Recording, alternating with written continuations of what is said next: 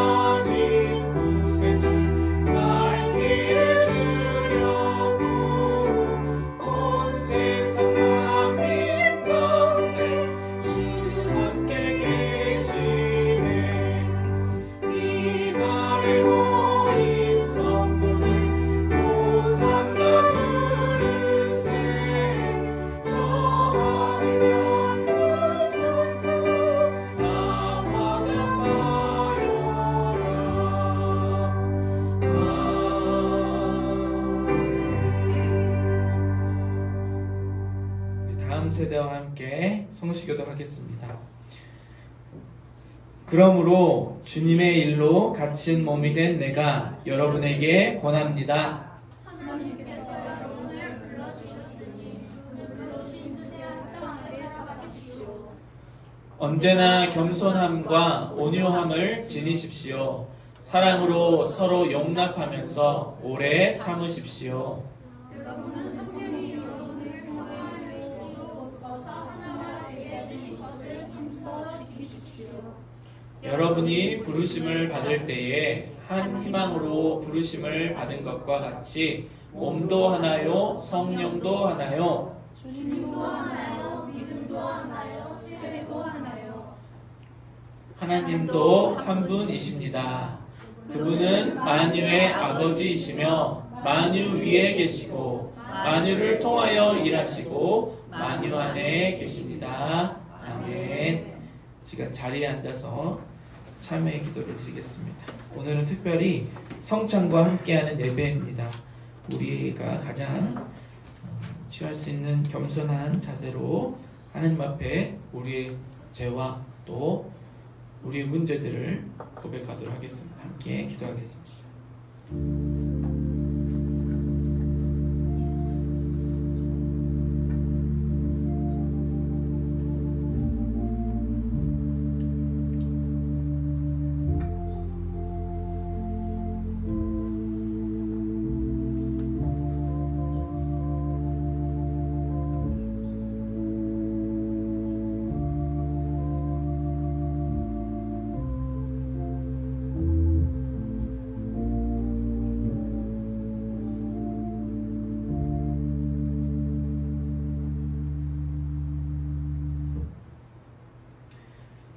진심으로 자기 죄를 하나님께 고백하고 또 아무에게도 말하지 못한 문제를 내어놓은 자에게 주시는 하나님의 말씀입니다.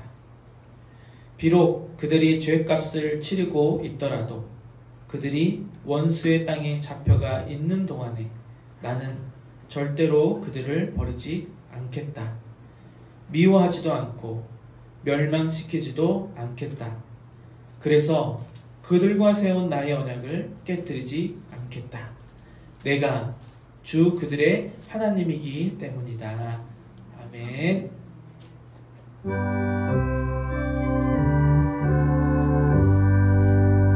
내 주의 나라와 주 계신 성전과 해를 여사신 교회를 늘 사랑합니다.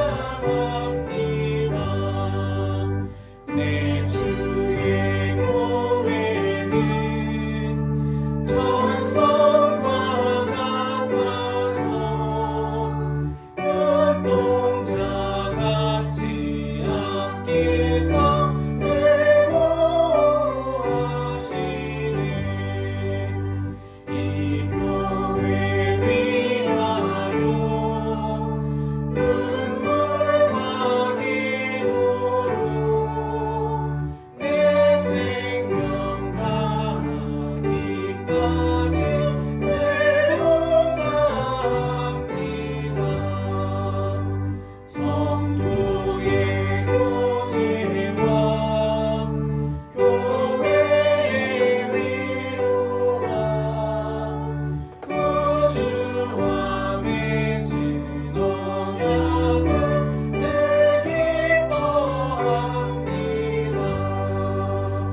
하늘의 영광과 베푸신 은혜가 진리와 함께 영원히 시온에 넘치네. 아멘. 제가 함께 공동기도 드리겠습니다.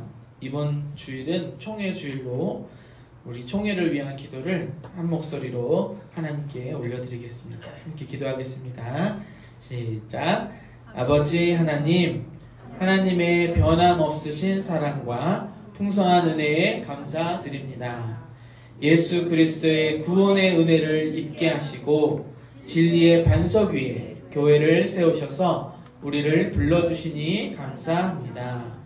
연약한 우리들을 홀로 버려두지 않으시고 보혜사 성령을 보내셔서 위로하시고 또한 능력을 덧입혀 주셔서 이 세상에서 지치지 않고 지혜롭게 살아가게 하시니 감사합니다. 이 땅에 선교사들을 보내셔서 복음이 전해지게 하시고 수많은 고난과 시련 속에서도 복음의 씨앗이 싹이 트고 자라나 30배, 60배, 100배의 열매를 맺게 하시니 감사합니다. 1912년 대한예수교 장로회를 세우시고 69개 노회, 9,500여 교회, 220만 성도가 한 몸이 되어 하나님께 영광을 돌리게 하시니 감사드립니다. 아버지 하나님, 오늘날 한국교회는 여러 가지 위기에 직면하고 있습니다. 코로나 이후 예배 현장은 침체되어 있으며 미래 교회를 이끌어갈 다음 세대들은 점점 감소하고 있습니다. 정치적 이데올로기에 따라 끝이 없는 좌우 대립과 갈등의 모습을 보이고 있으며 세속주의적 가치관과 물질주의가 만연하고 있습니다. 또한 도덕성을 상실한 기독교 이단 및 사이비 집단들이 횡행하고 있습니다. 이런 시련과 위기 속에 있는 우리들에게 성령의 능력을 덧입혀 주옵소서. 수많은 시련과 위기 속에서도 성령의 능력으로 승리한 신앙의 선배들을 본받아 승리하게 하여 주십시오.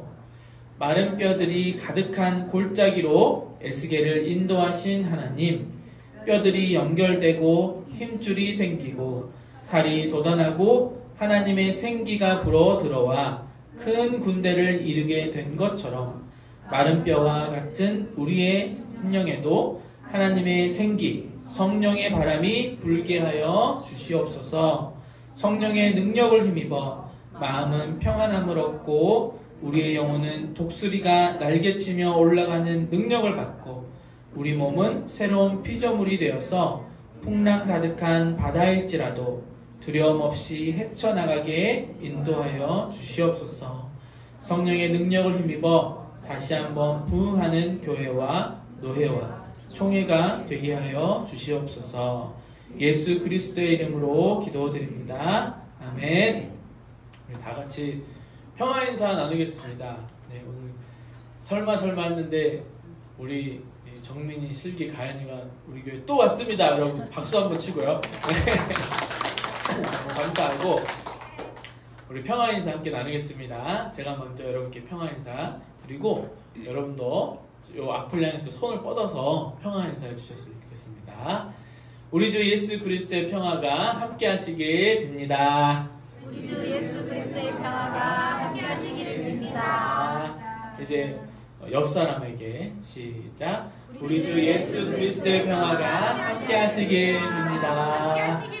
네, 지금 앉은 자리에서 가장 멀리 있는 분에게 손을 뻗어서 시작. 우리 주 예수 그리스도의 평화가 함께 하시길 빕니다. 우리 함께 잠깐 기도하겠습니다. 하나님, 이제 하나님의 말씀을 듣습니다.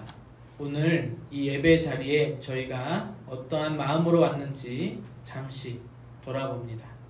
주님, 저희의 마음과 뜻과 정신이 지금 이 시간 오직 하나님만 바라볼 수 있도록 도와주시옵소서.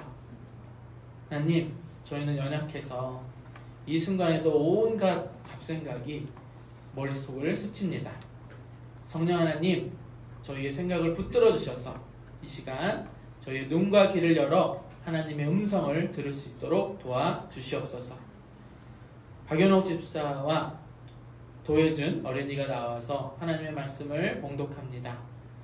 말씀을 봉독할 때에 입에서 나오는 소리가 하나님의 음성이 될 수 있도록 도와주시옵소서.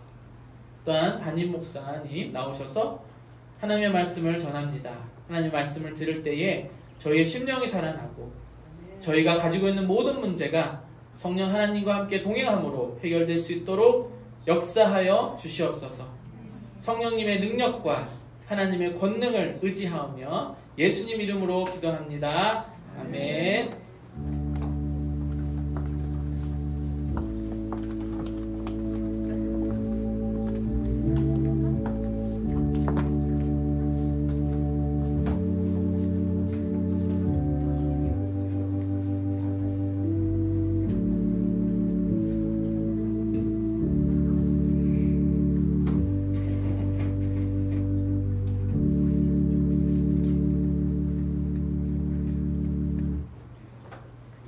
오늘 하나님께서 우리에게 주신 말씀은 에스겔 37장 14절과 사도행전 9장 31절 말씀입니다.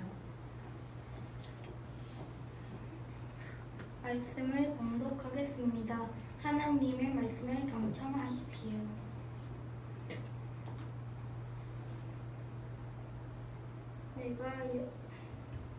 내가 내 영을 너희 속에 두어서 너희가 살 수 있게 하고 너희를 너희의 땅에 데려다가 놓겠으니 그때야 비로소 너희는 나 주가 말하고 그대로 이룬 줄 알 것이다. 나 주의 말이다.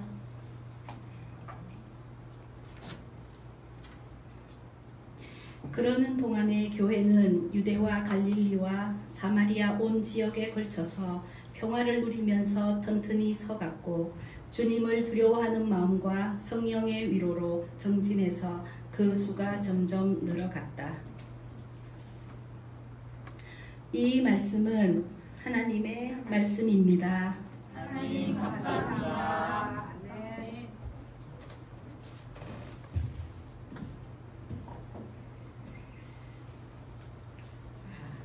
한 주간도 평안하셨죠? 우리 친구들 반가워요. 제가 한 주간 살면서 감사한 일 잠깐 나누도록 하겠습니다. 지난 한 주간 교회 개천 이래로 처음으로 마음 편한 휴가를 보냈던 것 같아서 참 감사합니다. 교회에서 주는 이 공식적인 휴가비는 아니지만 섬김의 종들을 통해 빵빵하게 주머니를 채워주신 주님께 먼저 감사를 드립니다. 무엇보다 더욱 감사한 것은 주님께서 이 아들의 정년 교수직을 선물로 주신 덕분에 그동안 고마운 사람들과 기쁨을 나누면서 이 휴가비를 유용하게 사용할 수 있어서 참 좋았습니다.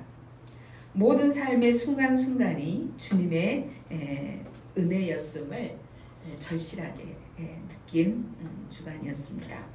그리고 특별히 지난 8월 23일에는 휴가라는 명목으로 떠난 건 아니지만 일일 순천 문화기행으로 인해서 지나온 삶을 돌아볼 기회를 얻게 되는 것 같아서 참 감사했습니다.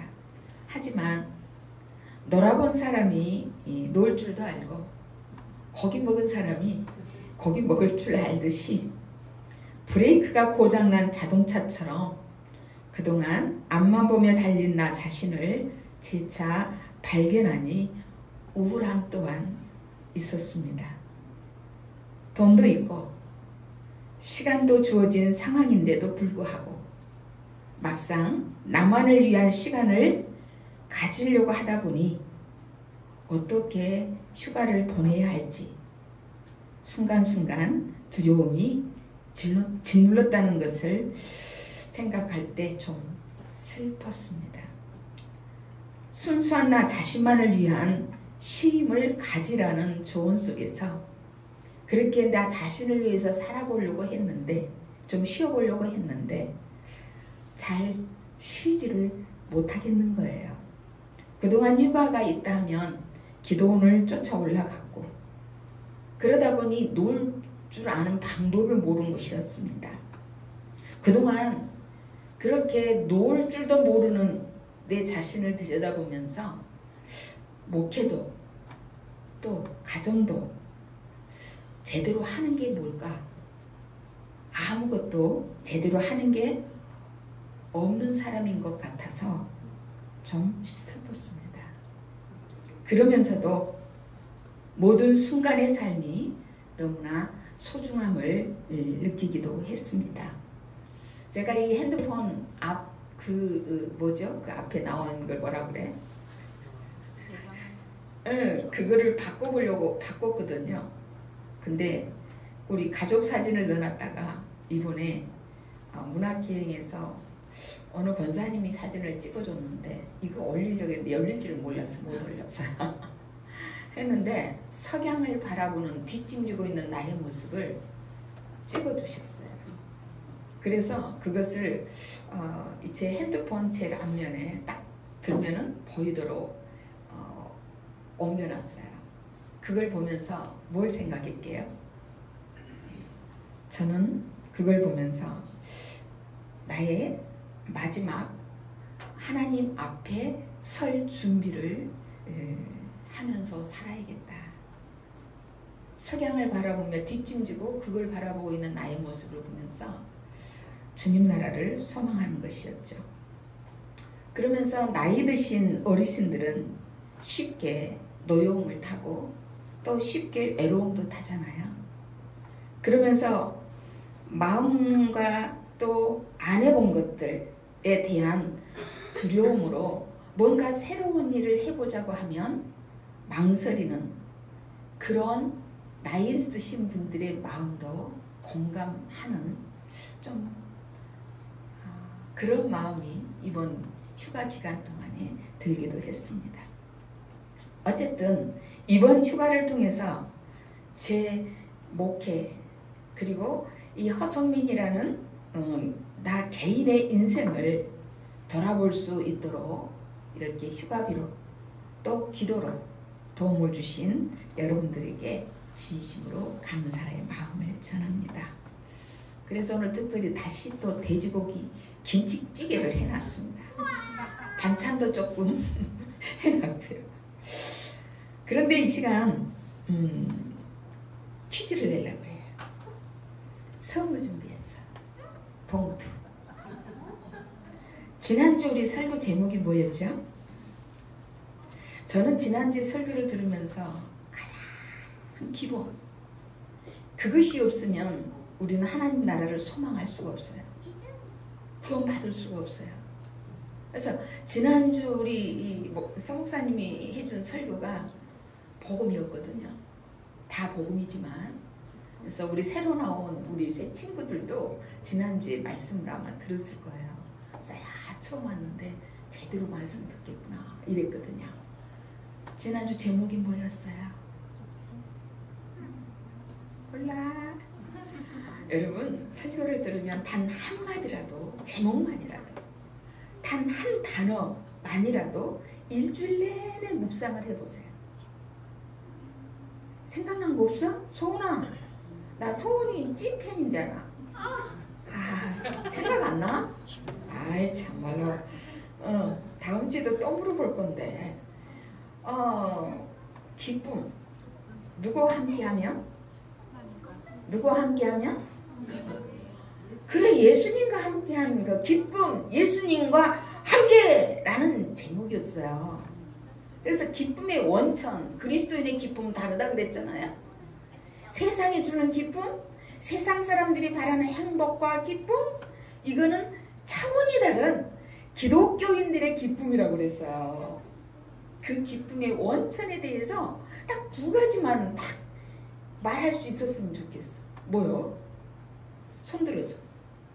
우리 그리스도인들이 정말 기쁨에, 왜 기뻐하고 살아야 돼? 항상 기뻐하라, 쉬지 말고 기도해라, 범사에 감사하라 했는데, 하늘이. 하늘이 응. 예수님이 우리를 위해서 구원해 주셨을까? 구원의 기쁨. 오케이. 또 하나. 구원의 은혜로 우리는 구원받았다는 이 은혜로 감사하고 기뻐하는 거야. 하늘이. 항상 지켜주신다? 땡.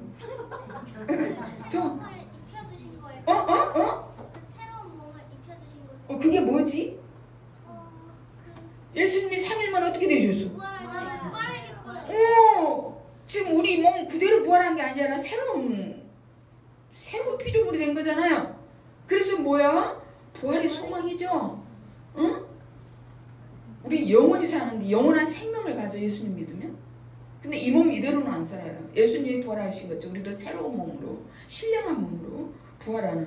그래서 예수님 때문에 죄 용서받고 구원받은 하나님의 자녀의 그 기쁨, 세상에 주는 기쁨과 다르다고 그랬어요. 세상에 금방 좋았다가 또 슬펐다가 이럴 수 있지만 이 구원의 기쁨은 변하지 않아요. 소망의, 부활의 소망 역시도 마찬가지. 자, 우리 하늘이 나오세요. 소은이하고 둘이 반반땡. 반땡. 자, 반땡 해도 돼. 네, 반땡. 박수. 우리 아이들이 이렇게 그 가장 기본적인 그거를 잊지 않고 있잖아요. 우리 어른들은 너무 생각이 많죠? 대답할 게 너무 많은 거야. 머리가 커서 그래. 귀가 당나귀 귀가 돼 있어서 그래. 머리는 크죠. 당나귀 귀가 돼 있어가지고 들은 것이 너무 많아가지고 어떤 말을 해야 될지 다 옳은 말일 거예요. 근데 딱 포인트. 우리의 기쁨의 원천, 구원받은 은혜예요. 부활의 소망으로 살 수 있다는 은혜. 이거였어요. 실은 오늘 9월의 문턱에 딱 들어서는 9월 첫날이잖아요. 첫날인데 오늘 이 첫날 1일날 제가 하는 이 말씀 나눔은요, 제 109회기 총회 주제예요. 다음 해에 우리 이 달력에 보면 위에 딱 나오는 제목이에요.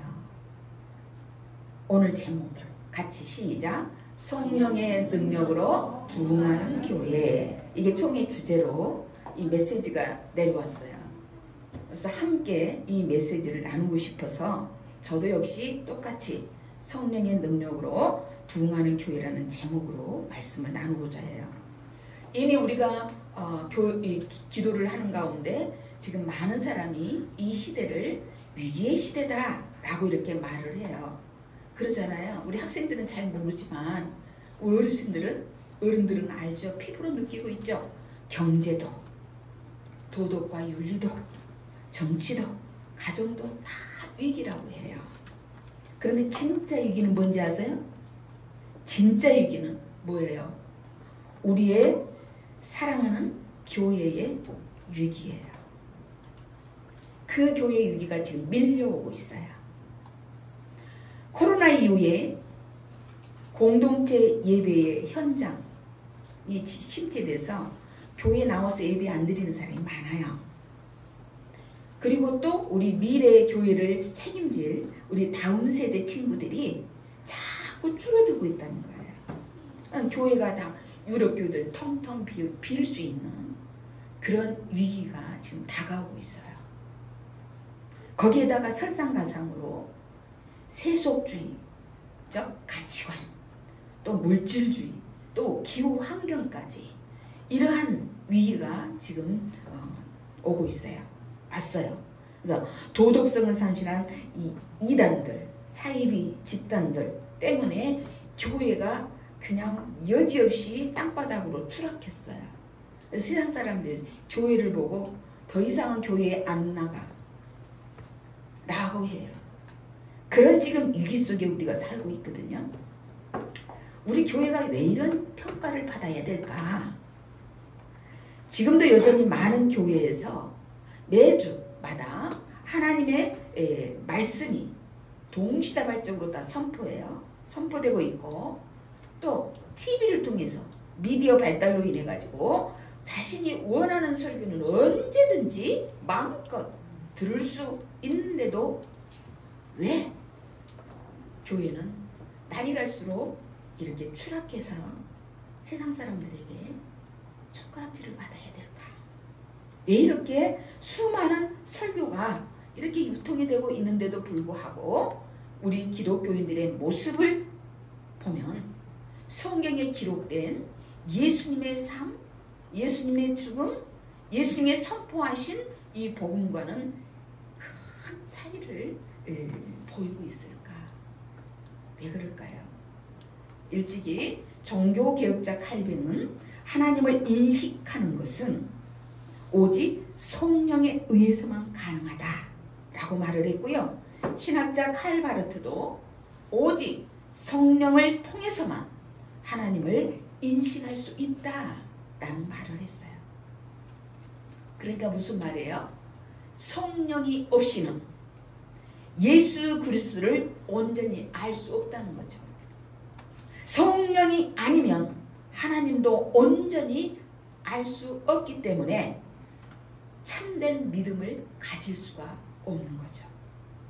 참된 믿음을 가질 수 없다면 영원한 생명 그 나라 갈 수 있어요, 없어요? 믿음이 중요하잖아요.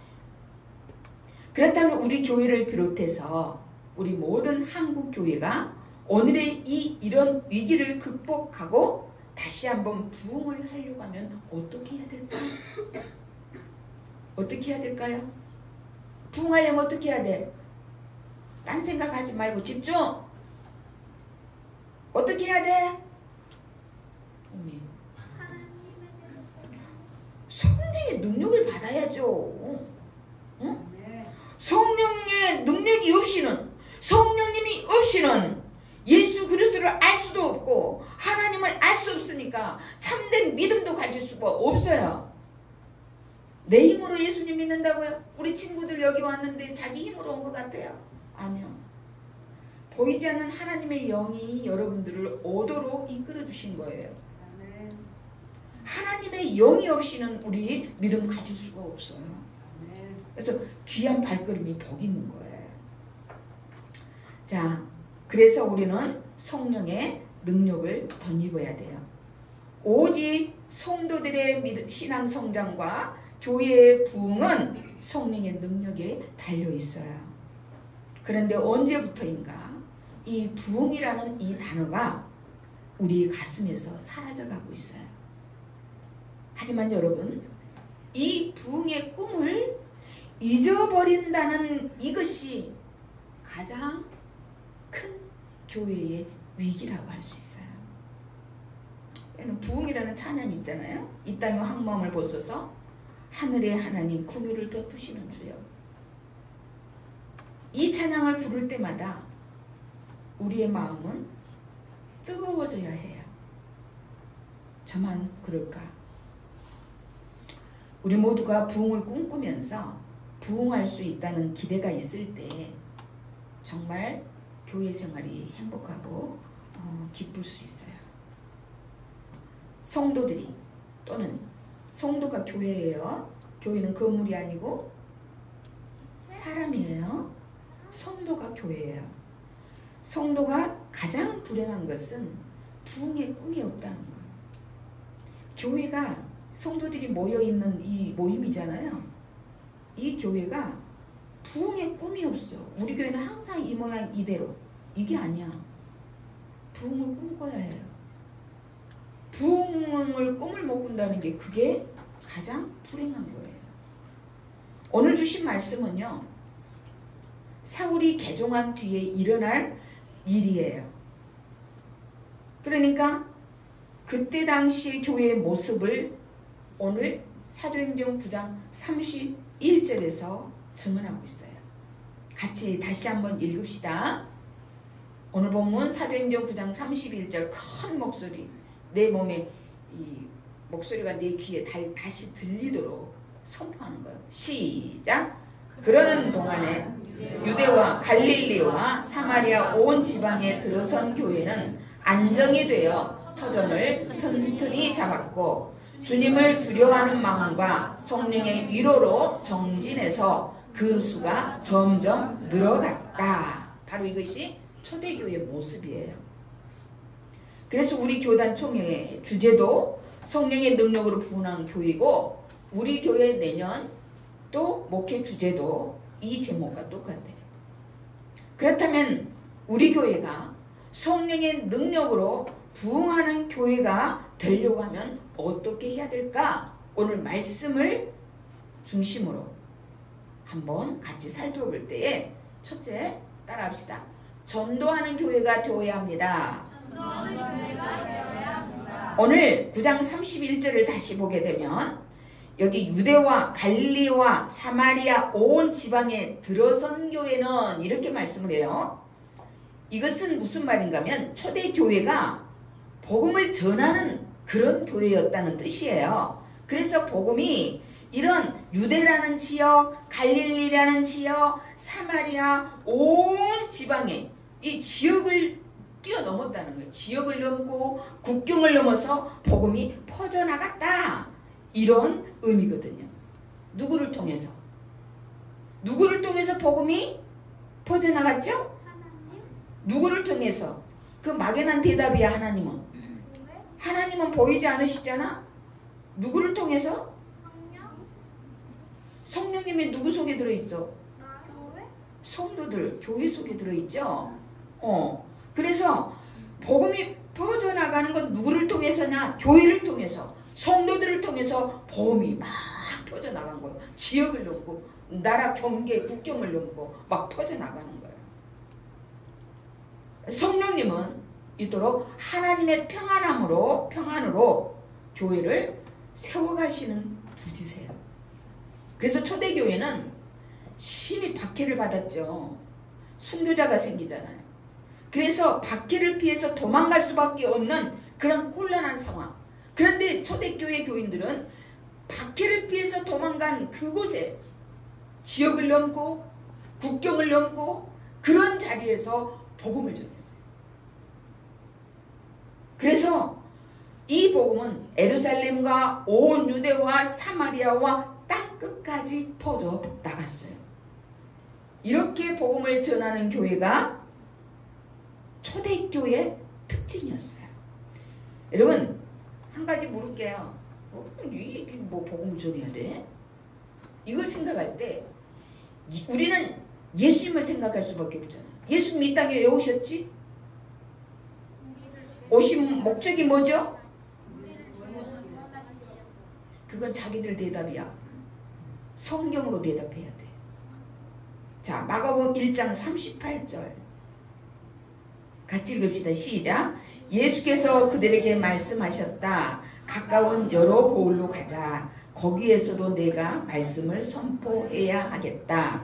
나는 이 일을 하러 왔다. 예수님이 이 일을 하러 왔대.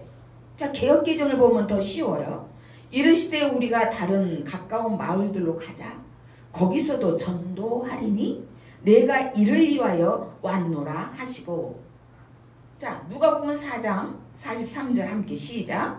그러나 예수께서는 그들에게 말씀하셨다. 나는 다른 동네에서도 하나님 나라의 복음을 전해야 한다. 나는 이 일을 하라고 보내심을 받았기 때문이다. 자, 물어볼게요. 예수님이 이 땅에 오신 목적이 뭐죠? 복음을 전하기 위해서, 전도하기 위해서, 생명 살리기 위해서 오셨죠? 다시 물어요. 예수님이 오신 목적이 뭐라고요? 전도하기 위해서, 복음 전하기 위해서, 생명을 살리기 위해서 오셨어요. 자, 그럼 교회가 1차적으로 존재해야 되는 이유가 뭐죠? 복음 전하고 전도하는 거예요. 1차적인 존재 목적이에요. 교회가.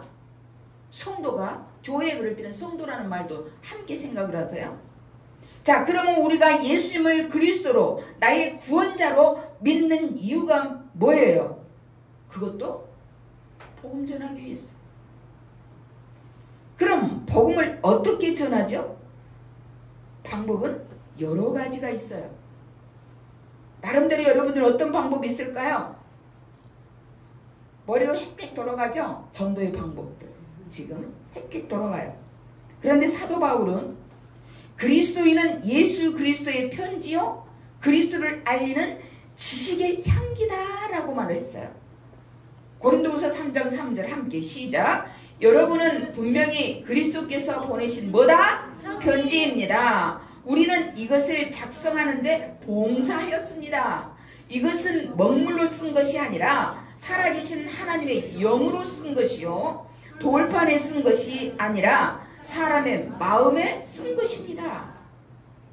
자, 고린도후서 2장 14절 시작. 그러나 그리스도 개선 행렬에 언제나 우리를 참가시키시고 어디에서나 우리로 그리스도를 알리는 지식의 향기를 풍기게 하시는 하나님께 감사를 드립니다. 아멘. 전도하는 방법이 뭐예요? 우리는 글로 쓴, 먹물로, 펜으로 쓴 그런 편지가 아니고 우리 마음에 하나님의 영으로 지금 성령이 내 안에 계시잖아요? 성령께서 쓴 거예요. 지금 돌판에 있는 것이 아니에요? 우리 마음에 새긴 거예요? 그래서 나를 딱 보면 글이 이렇게 해야 돼. 나를 딱 보면 사람들이 목사 같네 이래야 돼. 우리 성도들을 딱 보면 저 예수 믿는 사람 아니야? 이게 읽어져야 돼. 우리 친구들 딱 보면서 교회 다니는 친구들이네? 이게 느껴져야 돼. 보여져야 돼. 우리 편지는 종이에 써져 이렇게 보죠? 읽어보죠? 편지가 그러죠? 그래 안 그래 친구들? 응? 근데 사람도 딱 쳐다보면 딱 보면 보이는 거야. 그리스도의 편지로 보이는 거야. 여러 모양으로 복음을 전할 수 있어요. 그렇지만 바울이 말씀한 것처럼 사람들이 우리를 볼 때에 예수님 믿는 사람들이구나 라고 읽혀져야 된다는 거예요. 그게 바로 뭘까? 그리스도로 인정받는 삶이에요. 우리가 말하는 입으로도 복음을 전할 수 있어요. 우리가 굳이 말하지 않아도 또한 내가 가지고 있는 물질을 가지고 가난한 사람들에게 먹을 것, 입을 것 또는 생필품으로 섬겨줄 때 그 사람들이 나를 보면서 예수 믿는 사람인 것 같다. 교회 다니는 사람 같은데? 이렇게 읽혀져야 되는 거예요. 이렇게 삶을 통해서 하나님을 아는 지식을 보여주는 것, 이것이 복음 전하는 방법이에요. 자, 저와 여러분이 어떤 생활을 하느냐가 중요하겠죠? 뿐만 아니라 어떤 생활이요? 예수님 안 믿는 사람들도 착한 행실 많이 해요. 선한 일 많이 해요. 굳이 하는 일 많이 해요. 그래서 특별히 사도 바울은 그래서 이 향기, 그리스도를 아는 지식. 여러분 예수님이 어떤 분이라는 것을 매주 배우잖아요. 지난주에 예수님이 뭐예요? 예수님 함께하면 기뻐. 구원받은 은혜예요. 부활의 소망을 갖고 있기 때문에 이 땅의 것을 아둥아둥하지 않아. 그리스도를 아는 지식의 향기가 막 풍기는 거야 우리한테서. 그럼 이 방법을 어디까지 어느 정도 해야 되나? 여러분 가정에서부터 시작을 해서 여러분의 삶의 터전으로, 그리고 그 터전에서 함양 지역을 또 넘어서 해외, 우리 필리핀, 케냐, 캄보디아, 저 북한, 이렇게 우리나라를 뛰어넘어서 이 향기가 풍겨져 나가야 돼요. 가정에서부터 시작입니다. 교회에서부터 시작입니다. 여러분 이 향기 여러분 잘 풍기고 계셔야죠. 부모님 자녀들 앞에서. 자녀들 본이 돼줘야 되고요. 우리는 가까운 사람일수록 말이나 행동을 삼가하고 조심해야 되는 게 상처가 돼요. 특히나 목사한테 상처를 받으면 안 돼. 아물기가 어려워. 아물기도 하겠지만 송년기에 사시면 만져주시면 아물어지지만 교회의 중직자일수록 조심해야 돼요. 연약한 자들이 상처를 받으면 치유하기가 어렵거든요. 그래서 우리는 말과 행동에 책임을 져야 돼요. 그래서 항상 어떻게 하겠어? 뭔가 예수님은 이럴 때 어떻게 하시지? 예수님을 생각해야 돼요. 그래서 우리 사도 바울이 고린도후서에서 그랬나요? 전서인지 후서인지 모르겠다. 14장 전서구나. 그리스도는 어떻게 모든 것을 품위 있고 질서 있게 하라고 명령하고 있어요. 그리스도인들은 품위가 있어야 돼. 교양이 있어야 돼. 멋쟁이여야 돼. 뭐 외모로 화려한 목전이 아니고 교양이 있어야 돼. 그래서 우리는 우리의 본질적인 사명은 생명 살리는 복음을 전하는 일이기 때문에 어떤 모양, 어떤 방법으로든지 예수는 어떻게 하셨을까 하면서 예수님을 드러내는 삶을 살아야 되는 거예요. 예수님의 가슴에 뜨거운 꿈이 있었어요. 예수님이 이 땅에 왜 오셨다고? 소은아? 복음 전하기 위해서. 여러분들 내가 몇 번 얘기했어. 메모. 딱 메모지 갖고 와서 적어. 중요한 거. 핸드폰 있으면 핸드폰에 적어도 돼. 탁탁탁. 요즘엔 핸드폰으로도 뭐 글자 잘 치더만. 딱 예수님이 이 땅에 오셨다고 복음 전하기 위해서. 그래서 예수님의 가슴에는 뜨거운 꿈이 있었는지 뭔지 아세요? 복음 전하기 위해서 오신데 복음 전하고 어떻게 하려고? 하나님 나라의 꿈이 있었어요. 예수님은 오자마자 예수님 뭐라고 외쳤죠? 회개하라. 천국이 가까이 왔다고 그랬잖아요. 응? 하나님 나라에 대한 꿈이 있었어요. 그래서 예수님이 하나님 나라에 대한 꿈이 있으니까 그 제자들 또한 예수님의 꿈을 알기 때문에 그 꿈을 실현하기 위해서 복음 전해서 하나님 나라를 이루는 게 제자들의 꿈이었어요. 이 꿈을 우리 교회도 품어야 되지 않겠어요? 아멘. 교회는 복음 전파에 생명을 걸어야 될 줄 믿습니다. 아멘. 지금 우리 장로의 언더우드 선교사가 조선에 간다고 할 때에 그 약혼녀가 이렇게 물었대요. 그곳에 가면 뭘 먹고 사나요? 모르겠소. 그곳에는 병원이 있나요? 모르겠소. 그럼 당신은 조선에 대하여 아는 게 뭐가 있나요? 내가 아는 것은 그곳에 주님을 모르는 1000만 명의 사람이 있다는 것이요. 이렇게 대답한대요. 그래서 26살 때 언더우드 선교사가 조선에 오게 됐고 그의 생명을 건 복음 전파로 인해서 이 조선에 교회가 세워졌어요. 여러분, 우리가 성령의 능력으로 부흥하는 교회가 되려고 하면 무슨 교회가 되어야 된다? 복음을 전하는 교회. 예수님이 이 땅에 오신 목적 복음 전하기 위해서 전도하는 교회가 돼야 돼. 전도하는 교회. 따라서 전도하는 교회. 방법은 내 삶에 있어요. 방법은 입으로 전할 수 있지만 삶에 있어요. 삶을 어떻게 사느냐에 따라서 예수님 믿으세요. 그럼 니나 잘하세요. 이런 말 들으면 안 되겠죠? 그렇죠? 두 번째, 성령의 능력으로 부흥하는 교회 되려면 성숙해져야 돼요.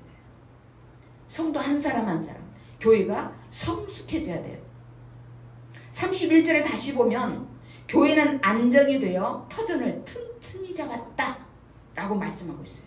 한마디로 말하면 성숙한 교회를 이뤘다 이 소리예요. 이 초대교회는 영적으로나 성도들의 내면적으로 아주 성숙해졌어요. 그 결과로 교회가 평안해서 든든한 교회로 세워졌다는 거예요. 바로 그 일을 하시는 분이 성령님이신데, 이 성령님은 성도들 한 사람 한 사람이 주님을 경외하면서 순종하게 하시는 분이세요. 경외한다는 건 두려워하는 마음을 얘기해요. 하나님을 두려워하는 마음을 가지고 그 말씀에 순종하는 게, 그게 성숙한 거예요. 사도행전에서는 이 교회의 부흥이 주님을 두려워하는 사람들을 통해서 이루어졌다고 하는 것을 읽어볼 수가 있어요. 우리 함께 같은 목소리 읽읍시다. 근데 한 절 한 절 교독을 할게요. 보이죠? 43절 내가, 44절 여러분, 한 절 한 절 교독합니다. 입 안 열고 있는 사람 누군가 볼 거예요. 사도들을 통하여 기이한 일과 표적이 많이 일어났다. 그리하여 모든 사람에게 두려운 마음이 생겼다. 믿는 사람은 모두 함께 지내면서 모든 것을 공동으로 소유하고 재산과 소유물을 팔아서 모든 사람에게 필요한 대로 나누어 가졌다. 그리고 날마다 한 마음으로 성전에 열심히 모이고 집마다 빵을 떼면서 순수한 마음으로 기쁘게 음식을 먹고 하나님을 찬양하였다. 그래서 그들은 모든 사람에게 호감을 샀다. 주께서는 구원받는 사람을 날마다 더하여 주셨다. 아멘. 위에도 많이 기록되어 있어요. 교회가 부흥하는 것이 하나님, 주님을 두려워하는, 경외하는 사람들을 통해서 이루어졌다는 것이 여러 군데 나와요. 여러분은 예수님의 제자들인가요? 예수님을 본받고 싶은 제자들이죠? 제자됨의 본질은 뭐예요? 예수님의 나를 따르라 하시는 예수님의 부르심을 받았고 그 부르심에 순종하는 사람들이 제자들이에요. 예수님을 이렇게 따라간다고 하는 것은 그냥 졸랑졸랑 따라가는 게 아니에요. 예수님이 겪으셨던 그 고난과 관련이 있어요. 예수님이 고난을 받고 십자가의 죽으심을 통해서 하나님의 아버지의 뜻을 이루신 것처럼 제자들도, 그분을 따라가는 제자들도 어떤 힘든 일이 있어도, 어떤 고난이 닥칠지라도 말씀에 순종함으로 끝까지 예수님을 따라가는 거예요. 우리는 어때요? 우리 교회는 어떤가요? 그런 걸 볼 때에 영적으로 성숙한가요? 저는 지금 우리 교회는 숫자는 비록 적지만 성숙하다고 여겨요. 교회라는 곳은 원래 다양한 사람들이 모인 곳이기 때문에 항상 갈등이 있는 곳이에요. 자기 주장만 막 고집 피우는 사람도 있는가 하면은 자기 욕심을 드러내는 사람도 있어요. 그뿐 아니죠. 예수님 믿는 사람들끼리, 교인들끼리 어때? 시기 질투하면서 싸우기도 해요. 그래서 교회가 막 시끄러워. 큰 문제를 막 쬐깐한 문제도 막 크게 다투기도 해요. 우리는 늘 내 속에 있는 사람, 내면적인 나의 성숙, 영적인 성숙을 늘 추구하면서 사모해야 돼요. 애가 태어나면 쑥쑥쑥쑥 자라나야 부모의 기쁨이 되죠. 예수님을 믿는 지 10년 된 사람하고 20년 된 사람하고 30년 된 사람하고 같아야 돼, 틀려야 돼? 좀 달라야 되거든. 근데 먼저 된 자가 나중되고 나중된 자가 먼저 되는 것처럼 철딱선이 없는 어른들이 있어. 영적인 어른들, 영적인 성인들을 얘기해요. 그런 사람들이 있어요. 하지만 늘 우리는 내가 영적으로 성숙해져야 된다. 내 내면적으로 성숙해져야 된다. 라는 것을 늘 마음에 두고 사모해야 돼. 그래야 따라갈 수 있어. 예수님 나를 따르라. 그리고 예수님을 따라오라고 지금 하셔서 부르심을 받고 우리는 가는 중이잖아요. 가는데 내 마음대로 딴 길로 가버리면 안 되잖아요. 뭐냐? 순종하는 거예요. 순종이 제사보다 낫다. 순종이 성숙한 거예요. 어떤 경우에도 딱 가늠은 성숙한 사람은 누구냐? 하나님께 말씀에 순종하는 거예요. 순종의 여부에. 초대교회는 예루살렘 이 사람과 갈릴리 사람, 유대인과 이방인 등등 또 율법주의 선미사상으로 막 다툼이 일어날 수 있는 그런 요소가 참 많은 초대교회였어요. 그래서 사도행전 6장 1절에 보면은 헬라파 그리스도인들하고 이 히브리파 그리스도인들이 다투요. 왜요? 사도들은 대부분 히브리인들이잖아요. 유대인들이잖아요. 그러니까 헬라파 유대인들, 헬라파 이 유대인 신앙인들이 구제하는 일에 자꾸 빠져. 팔이 안으로 굽는다고. 히브리인 제자들이 히브리인 그리스도인들을 먼저 챙기는 거예요. 그러다 보니까 헬라파 유대인들이 불평, 원망이 막 나타나는 거예요. 고르지를 못한 거예요. 여러분, 우리의 이 초대교회는 주님의 명령에 전적으로 순종하는 교회였어요. 그래서 이 베드로와 이방인의 사도인 바울도 서로 이 신뢰관계를 이루면서 영적인 그러한 성숙을 통해서 교회가 안정을 찾아가게 된 거예요. 그래서 든든한 초대교회가 된 거죠. 그래서 성령님은 우리가 주님을 경외하면서 순종하는 성숙함을 주셔요. 누가? 성령님이. 지금 우리는 예수님 믿은 뒤에 나는 어떤 변화가 생겼나? 이걸 한번 생각해 보셔야 돼요. 예수님 정신으로 서로에게 든든한 신뢰감, 든든한 확신으로 무장이 돼 있는지 한번 보셔야 돼요. 세상의 유혹이나 핍박 앞에서도 흔들릴 수 있지 않아야 돼요. 흔들리지 않아야 돼요. 그런 흔들리지 않는 견고한 믿음이기를 축복해요. 그래서 늘 교회 안에서나 가정 안에서나 언제나 본질적인 것, 생명과 관련된 게 아니면, 영생과 관련된 것이 아니면 주님을 두려워하는 마음으로, 경외하는 마음으로 모든 걸 너그럽게 받아주고 또 양보할 줄 아는 그런 성숙함이 우리 모두에게 있기를 소원합니다. 자, 그리고 세 번째, 성령의 능력으로 부흥하는 교회가 되려면 첫째는 전도하는 교회, 두 번째는 성숙한 교회가 되어야 되고, 세 번째는 예수님에 대한 분명한 신앙 고백이 있어야 돼요. 본문 오늘 9장 31절에 다시 보면 주님을 두려워하는 마음과 라고 이렇게 말씀했거든요. 이것은 예수님에 대한 확실한 고백을 말하고 있어요. 그러잖아요. 복음이 막 퍼져나가면서 신앙의 정체성의 위기가 올 수 있다는 거예요. 왜요? 교회가 지역을 넘어가면서 그 지역 문화의 영향을 받게 되기도 하거든요. 좋은 게 좋다고. 우리 신앙도 마찬가지죠. 지금 우리가 늘 점검해야 되는 게 말씀 앞에서 내가 지금 바르게 신앙생활을 하고 있나를 늘 점검해야 돼요. 왜요? 세월이 흐름에 따라, 시대가 바뀜에 따라, 코로나 겪고 난 뒤에 교회 안 나가도 되던데 공동체 예배를 그냥 쉽게 무너뜨려버리는 그런 경우도 생겨요. 그러나 우리가 어디서 예배를 드리는 하나님은 기뻐하시죠? 어디서 예배를 드리는 기뻐하세요. 그러나 공동체를 통해서 역사하시는 하나님의 그 역사를 믿고 이 공동체, 신앙 공동체를 통하여 일하시고자 하시는 하나님의 그 뜻을 생각할 때에는 힘써서 하나 한 마음으로 이렇게 교회에 모여서 예배도 드리고 봉사도 하고 섬기기도 하고 이렇게 하셔야 된다는 거예요. 우리는 이렇게 시대가 변할수록 시간이 흐를수록 신앙이 변질될 수 있다는 것을 늘 감안하고 있어야 돼요.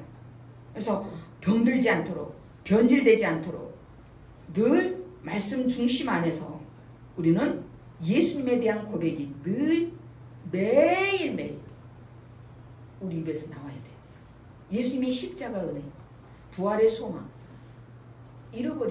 그거 잃어버리면 딴 길로 가버려요. 딴 길로. 그러면서도 교회 생활 잘한다고 생각하거든요.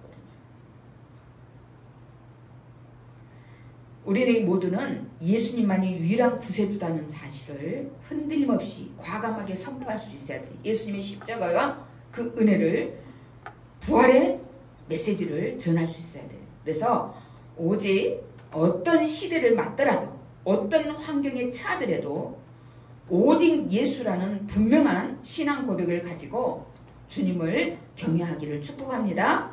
이게 교회의 본질이에요. 자, 마지막으로 우리가 성령의 능력으로 부흥하려면 무엇보다도 성령이 충만해야 되겠죠? 성령 충만한 교회가 돼야 돼요. 오늘 하반절에 보니까 성령의 위로로 정진해서 성령의 위로로 쭉 나가서 그 수가 점점 늘어갔다. 성령의 위로로 정진했다 그랬어요. 그러므로 인해서 수가 점점 늘어갔다. 수적인 양적인 얘기를 하고 있어요. 근데 요즘에는요 그런 얘기 하는 사람들이 참 많아요. 요즘에는 부흥이라는 단어를 잊어버렸잖아요. 우리 갔으면서 부흥 그러면 저도 역시 가끔가다 부흥, 영적인 부흥 이 생각을 많이 해요. 근데 수적인 부흥은 아이고 시대가 지금은 전도회도 잘 안 되고 숫자가 늘리기는 안 되고 평행 이동이나 하고 교회가 수가 늘어나는 거지 이런 생각이 불현듯 먼저 앞서서 생각이 들어요. 그거는 성경적인 생각이 아니에요. 성령의 역사는 교회를 위로하실 뿐만 아니라 부흥하게 하시는 성령님이시거든요. 수적으로나 양적으로나 질적으로나 부흥하게 하시는 분이 성령님이시거든요.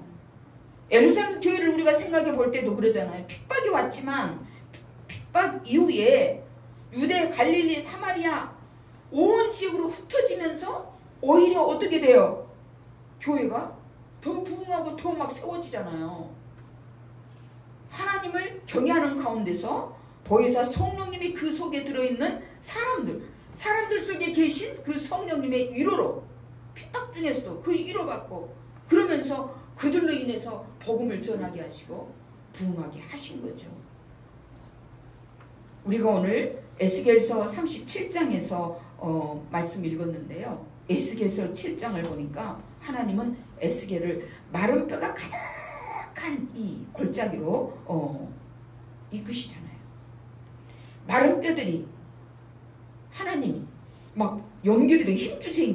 살이 돋아나게 막 이런 일들이 벌어져요. 그러면서 사방에 생기가 들어와서 살아서 그 뼈들이 착착착착 맞춰지고 살이 입혀지더니 군대로 그냥 이렇게 이루어지잖아요. 그 생기가 불어온 생기가 뭔데? 루하우 하나님의 영이었어요.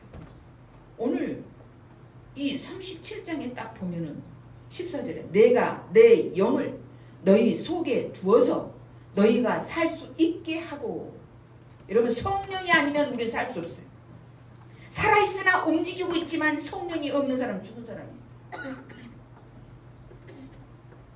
하나님의 영, 내가 내 영을 너희 속에 두어서.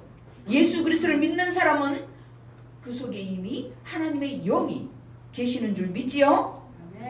그래서 그 영이 그 성령님이 충만하도록 하나님의 영이 충만히 활발하게 일하도록 나를 내어드려야 돼요. 성령 충만하기를 사모하는 성령 충만한 성도, 성령 충만한 교회가 되어야 해요. 그래서 이 에스겔 37장 12절에 보면 그러므로 너는 대언하여 그들에게 전하여라. 나 주 하나님이 말한다. 내 백성아, 내가 너희 무덤을 열고 무덤 속에서 너희를 이끌어내고 너희를 이스라엘 땅으로 들어가게 하겠다.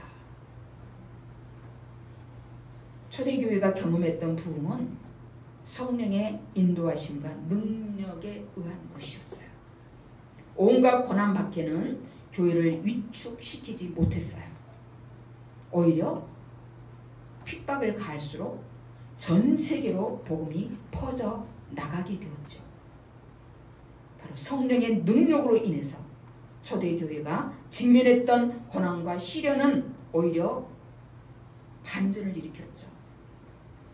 성령으로 정진해서 안정이 되면서 교회가 든든한 교회로 세워졌고 복음이 전해지는 곳곳마다 주님을 경외하는 사람들이 많이 나타났어요.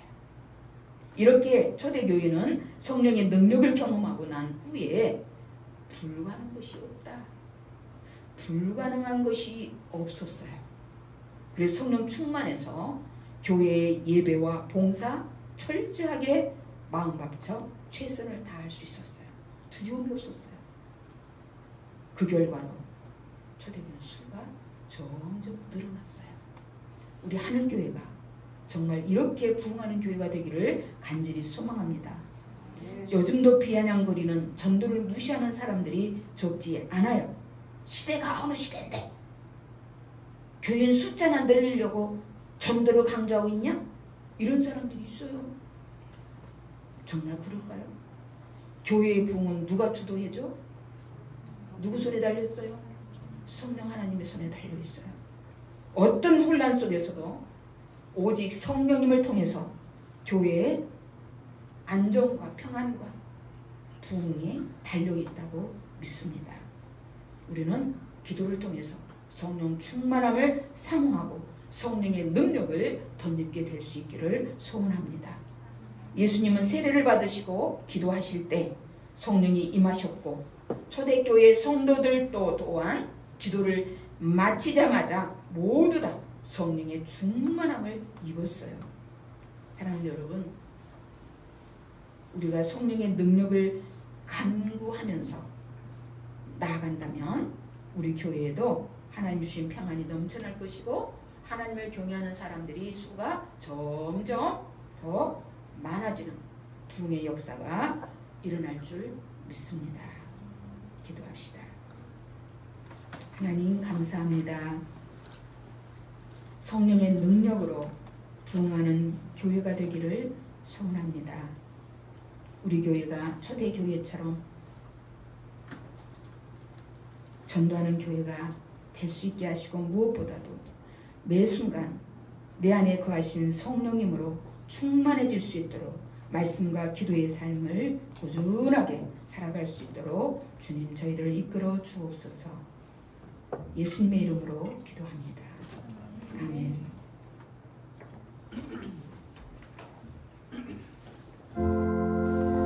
이 말씀 따라 사는 동안 지치지 않게 하시고 이 말씀 따라 사는 동안 주님 나라 이루소서. 오늘 신앙고백은 특별히 총회주의를 맞아서 21세기 대한예수교 장로 신앙고백서로 함께 신앙고백하겠습니다. 같이 1번부터 같이 읽겠습니다. 시작. 우리는 성부, 성자, 성령, 삼위로 거하시며 사랑과 생명의 근원이시요 찬양과 예배를 영원히 받으실 한 분 하나님을 믿습니다. 성부 하나님은 창조자이시고 섭리자이시며 구원자이시고 온 인류와 만물을 영원한 사랑과 생명의 교제로 부르시는 분이심을 믿습니다. 우리는 하나님의 선한 창조 세계가 사단의 유혹을 받아 죄에 빠져 타락한 인간 때문에 파괴되고 인간과 하나님과의 교제가 깨어졌음을 믿습니다. 그 결과로 인류와 다른 모든 피조물들은 영원한 하나님의 진노와 심판 아래 있음을 믿습니다. 우리는 하나님의 지혜와 말씀으로 영원히 거하시며 성령님의 역사로 동정녀 마리아를 통하여 성육신하신 성자 예수 그리스도를 믿습니다. 예수님은 참 하나님과 참 인간으로서 십자가에 달려 죽으시고 부활하심으로 인간과 모든 피조물을 구속하시고 하나님과의 영원한 교제를 회복하신 화해자요 중보자이심을 믿습니다. 우리는 생명의 부여자이시며 성부와 함께 천지를 창조하시고 영원히 예배와 영광을 받으실 성령님을 믿습니다. 성령님은 복음에 대하여 믿음과 소망과 사랑으로 응답하게 하시며 하나님과의 새로운 교제를 이루게 하시고 만물을 새롭게 하시는 분이심을 믿습니다. 우리는 교회가 하나님의 백성이요 이 세상에 현존하는 그리스도의 몸이요 성령님의 전임을 믿으며 성도의 교제 가운데 하나님이 임재하심을 믿습니다. 모든 그리스도인은 하나님의 나라를 이 땅 위에 실현하며 하나님의 영광을 위하여 예수 그리스도의 성육신의 삶을 실현하고 복음 전도와 정의, 평화, 창조 보전의 사명을 받았음을 믿습니다. 우리는 예수 그리스도의 재림으로 새 하늘과 새 땅이 이루어질 것을 믿습니다. 그 세계는 부활한 하나님의 백성과 새롭게 된 만물이 하나님을 예배하며 사랑과 생명의 교제를 나누는 영원한 나라가 될 것을 믿습니다. 아멘. 시간 우리 봉헌 찬송 1절만 찬양하겠습니다.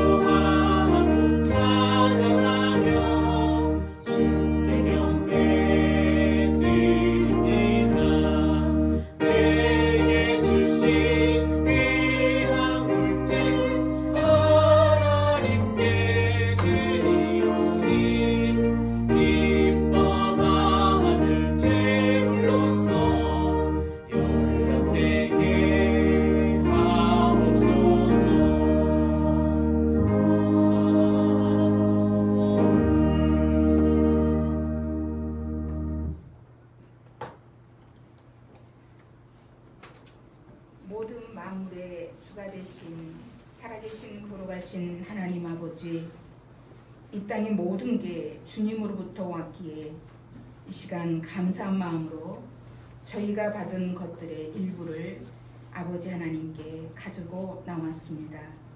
이 예물과 함께 우리 자신도 주님 앞에 드리오니 기쁘게 받아 주시옵소서. 그리고 우리의 삶과 이 예물이 주님의 사랑과 은혜를 세상에 널리 전하는데 사용될 수 있게 하여 주시옵소서. 물질이 없어서 드리지 못한 자 기억하시고 주님께서 베푸신 은혜를 더 깊이 깨달을 수 있는 긍휼을 베풀어 주시고 늘 감사함을 잊지 않고 사는 주의 성도들이 되게 하옵소서. 예수님의 이름으로 축복하며 기도합니다. 아멘. 자, 오늘 여기 예수 그리스도께서 우리를 위해서 베풀어 주시는 사랑과 생명의 식탁이 준비되어 있습니다. 하나님께서 우리들을 이 식탁으로 부르시는데 이 식탁은 주님께서 친히 베푸시고 또 명령하신 것입니다. 주님의 말씀, 재정의 말씀 봉독합니다. 내가 여러분에게 전해준 것은 주님으로부터 전해 받은 것입니다. 곧 주 예수께서 잡히시던 밤에 빵을 들어서 감사를 드리신 다음에 떼시고 말씀하셨습니다. 이것은 너희를 위하는 내 몸이다. 이것을 행하여 나를 기억하여라. 식후에 잔도 이와 같이 하시고서 말씀하셨습니다. 이 잔은 내 피로 세운 새 언약이다. 너희가 마실 때마다 이것을 행하여 나를 기억하여라 하셨습니다. 이 시간 주님이 우리와 함께 하시니 우리의 마음을 활짝 열고 하나님께 감사의 기도를 드리십시다. 모든 생명의 근원이신 사랑 많으신 하나님 아버지, 우리를 지으시고 이 땅과 우주에 속한 모든 걸 만드신 하나님께 감사와 찬양을 드리미 우리의 마땅한 일이요 또한 최고의 기쁨임을 고백합니다. 이 시간 우리 주 예수 그리스도께서 께도 감사와 찬양을 올려드립니다. 친히 인간이 되셔서 이 땅의 사람들과 함께 거하시고 그러시면서 가난한 자, 병든 자, 억눌리고 소외된 자, 외롭고 고독한 자들의 친구가 되어주시고 그들에게 화해와 평화의 복음을 선포하시며 진정한 자유를 주셨습니다. 예수 그리스도 안에서 행하신 하나님의 그 구원의 역사들을 우리가 기억하며 주님의 피조물로 빚은 이 떡과 포도즙을 가지고 나왔습니다. 우리의 죄를 대신해서 죽으시고 부활하신 것에 감사를 드리고 다시 오실 것을 기쁨으로 고대하며 주님을 이 시간 기념합니다.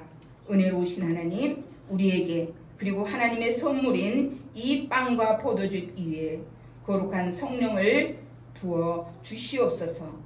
성령으로 이 빵과 잔에 참여하는 것이 그리스도의 몸과 피에 참여하는 것이 되게 하옵소서.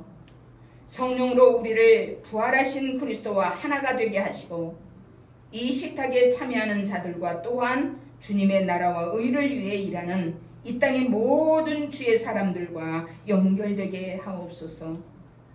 하늘과 땅의 모든 교회와 한마음이 되어 기도하오니 하나님의 뜻이 우리와 이 땅 위에서 온전히 이루어지게 하옵소서. 모든 믿는 자들이 부활하신 그리스도와 함께 천국잔치의 기쁨으로 참여할 때까지 우리를 지켜주시며 맡겨진 사명에 충실하게 하옵소서. 그리스도를 통하여 그리스도와 함께 그리스도 안에서 그리고 거룩한 성령 안에서 모든 영광과 존귀가 전능하신 하나님께 지금부터 영원까지 있사옵나이다. 아멘.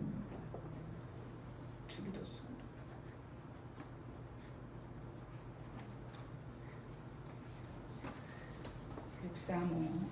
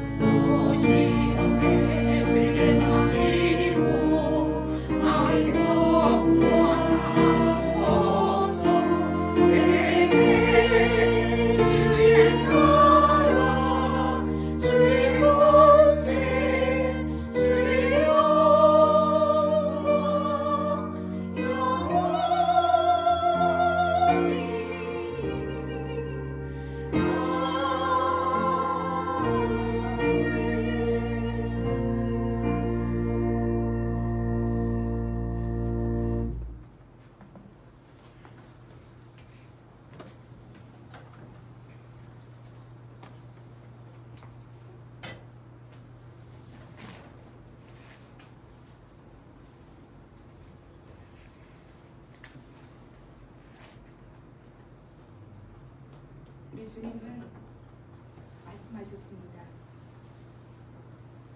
나는 생명의 빵이다.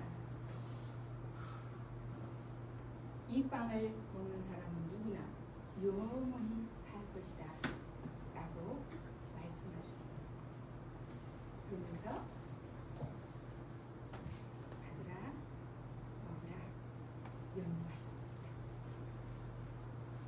그리고 또 우리 주님께서는 식후에 잔을 들어 축사하시면서 이것은 참 음료, 생명의 음료다라고 말씀하시면서 이 떡과 이 빵과 이 잔을 마시는 사람은 내 안에 있고 나도 그들 안에 있을 것이다 라고 말씀하셨습니다. 그래서 우리 모두는 이제 예수님의 살과 피를 먹고 마심으로써 한 몸, 한 가족이 되었습니다. 그래서 이 시간 우리가 이 빵과 잔을 받으면서 진심으로 감사하는 마음으로 받을 수 있기를 바랍니다.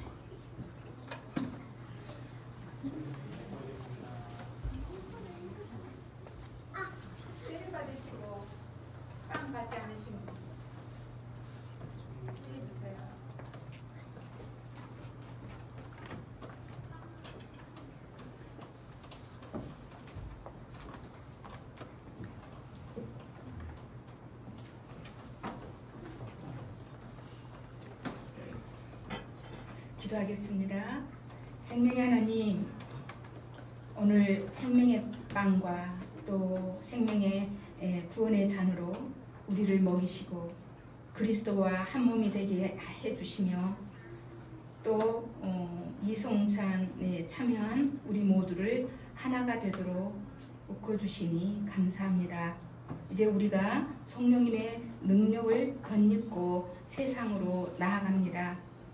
우리를 통해 세상을 향한 주님의 그 십자가의 사랑과 이 부활의 생명을 잘 전하며 살 수 있도록 우리를 붙들어 주시옵소서. 예수님의 이름으로 기도합니다. 아멘.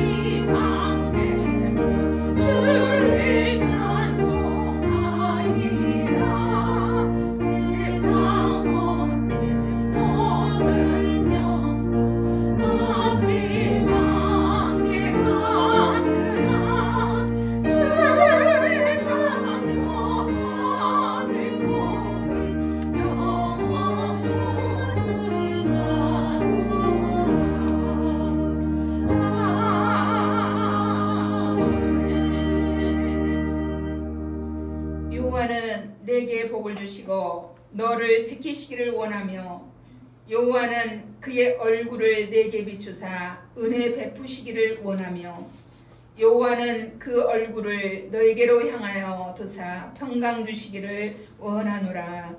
아멘.